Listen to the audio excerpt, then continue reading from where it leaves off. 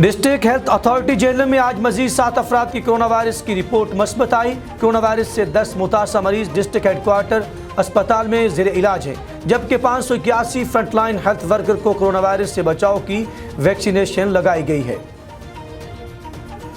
اور district health authority Jhelum میں آج مزید 7 افراد کی کرونا وائرس کی رپورٹ مثبت آئی۔ کرونا وائرس سے مزید 10 افراد ڈسٹرکٹ ہیڈ کوارٹر اسپتال میں زیر علاج ہیں، جبکہ 581 فرنٹ لائن ہیلتھ ورکر کو کرونا وائرس سے بچاؤ کی ویکسینیشن لگائی گئی ہے۔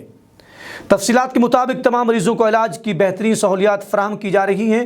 محکمہ صحت نے گزشتہ روز کرونا وائرس کے مشتبہ 59,688 افراد کے نمونے لے کر لیبارٹری میں بھجوا دیے، جن میں سے 1,456 افراد کی رپورٹ مثبت آئی۔ آج مزید ایک کرونا وائرس سے متاثرہ مریض صحت یاب ہوا اور ایک مریض جاں بحق ہو گیا۔ اب تک کل 1,343 کرونا وائرس سے متاثرہ مریض صحت یاب بھی ہو چکے ہیں۔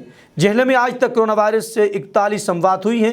کرونا وائرس کی دوسری لہر میں محکمہ صحت جہلم نے اب تک 1 اکتوبر 2020 سے اب تک کرونا وائرس کے مشتبہ 45,535 افراد کے نمونے لے کر لیبارٹری بھجوائے، جن میں سے 964 افراد کی رپورٹ مثبت موصول ہوئی۔